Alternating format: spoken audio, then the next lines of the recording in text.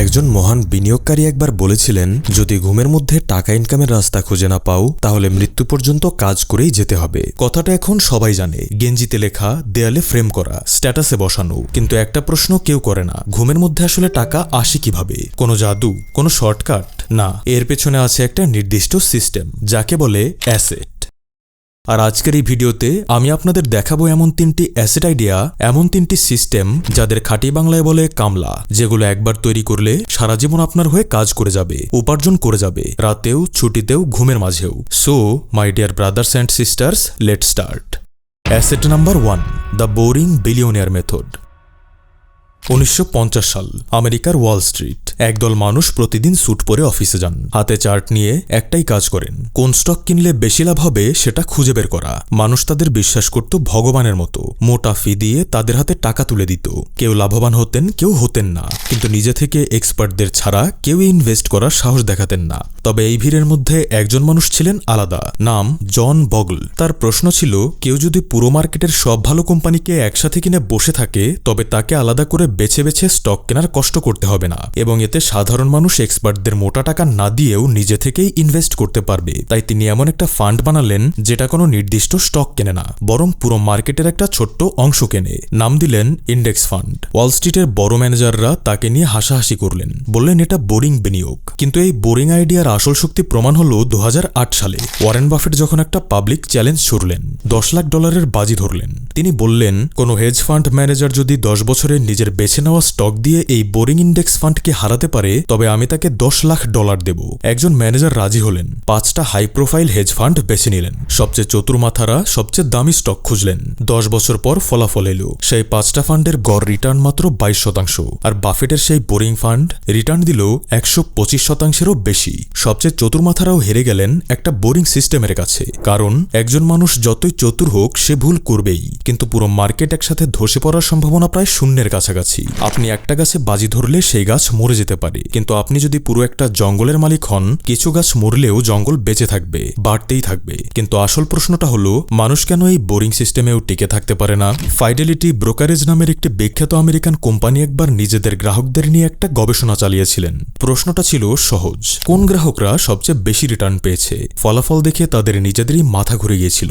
সবচেয়ে বেশি রিটার্ন পেয়েছেন তারা যারা নিজেদের অ্যাকাউন্টের পাসওয়ার্ডই ভুলে গিয়েছিলেন, অথবা যারা ইতিমধ্যে মারা গিয়েছেন। শুনতে অদ্ভুত লাগছে, কিন্তু এটাই সত্যি। কারণ যারা বেঁচে ছিলেন তারা প্রতিদিন অ্যাকাউন্ট খুলে দেখতেন, তারা বাজার একটু পড়লেই ভয়ে বিক্রি করে দিতেন, বাজার একটু বাড়লেই লোভে আরও কিনতেন। আর যারা অ্যাকাউন্টের কথাই ভুলে গিয়েছিলেন তারা কিছুই করেননি, শুধু টাকাটা পড়েছিল, সময়ের সাথে বাড়তে থাকলো। তাই বিনিয়োগে হারার আসল কারণ কখনো গাণিতিক ভুল নয়, আসল কারণ মানসিক ভুল। ইন্ডেক্স ফান্ডের আসল শক্তি শুধু স্টক পিক করায় নয়, আসল শক্তি হলো এটা আপনাকে প্যানিকে বিক্রি করা থেকে আর লোভে বাড়তি কেনা থেকে দূরে রাখে। তবে একটা কথা পরিষ্কার, এটা শর্ট টার্মের খেলা নয়, এটা লম্বা রেসের খেলা। আপনি যদি লম্বা রেসের ঘোড়া হতে পারেন তবেই এখান থেকে আসল লাভ তুলতে পারবেন।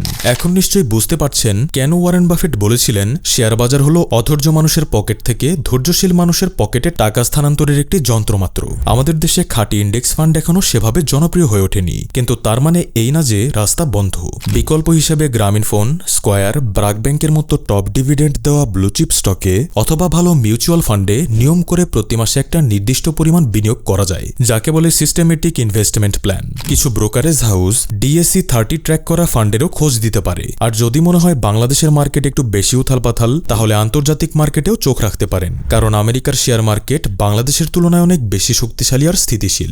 ওয়ারেন বাফেট নিজেই একবার বলেছিলেন, আমি আমেরিকায় জন্মেছি বলেই এতটা ধনী হয়েছি, কারণ আমেরিকার শেয়ার মার্কেট পৃথিবীর সবচেয়ে আদর্শ আর শক্তিশালী জায়গাগুলোর একটা। অঙ্কটা দেখুন, প্রতি মাসে মাত্র 5,000 টাকা এমন একটা ফান্ডে রাখলেন, গড়ে বছরে 10% রিটার্নে 20 বছর পর হাতে থাকবে প্রায় 38 লাখ টাকা, অথচ নিজের পকেট থেকে দিয়েছেন মাত্র 12 লাখ। বাকিটা করেছে সময় আর সিস্টেম। আপনি ঘুমিয়ে থাকতেই। মনে রাখবেন, বিনিয়োগে সবসময় চতুর হওয়া লাগে না, মাঝে মাঝে ধৈর্যশীল হওয়াটাই সবচেয়ে বড় বুদ্ধিমত্তা। Asset number 2, the silent owner.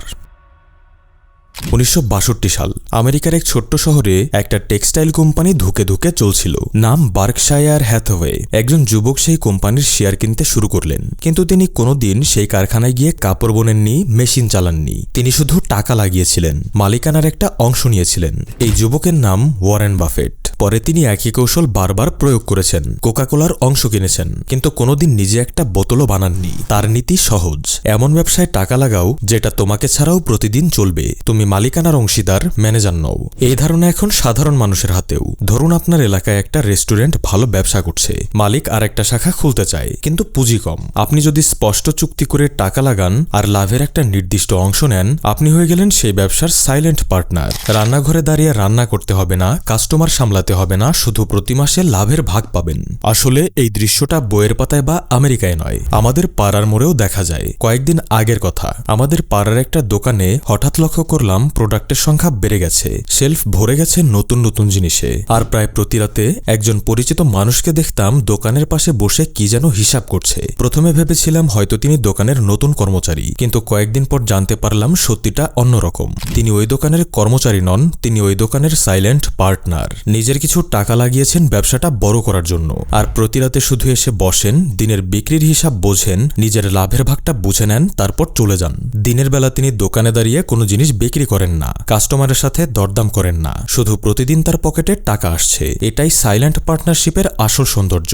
Warren Buffett যা করেছিলেন কোটি ডলারের কোম্পানিতে, আমাদের পাড়ার এই মানুষটা সেই একই নীতি প্রয়োগ করেছেন একটা ছোট্ট দোকানে। বাংলাদেশে এই মডেল পুরোপুরি সংগঠিত না হলেও পাড়া মহল্লার ছোট ব্যবসা, লোকাল ফ্র্যাঞ্চাইজি, পরিচিত কারো বাড়তে থাকা ব্যবসায় এভাবে অংশীদার হওয়া এখন অনেকেই শুরু করেছেন। তবে কড়াভাবে মনে রাখবেন, চোখ বন্ধ করে কারো ব্যবসায় টাকা দেবেন না। আগে দেখুন ব্যবসাটা লাভজনক কিনা, আগে দেখুন মালিকের সততা কেমন, আগে দেখুন লিখিত চুক্তি হচ্ছে কিনা। কারণ সাইলেন্ট পার্টনার হওয়ার মানে চোখ বন্ধ করে বসে থাকা না, সঠিক জায়গায় বিশ্বাস রেখে নিশ্চিন্তে বসে থাকা।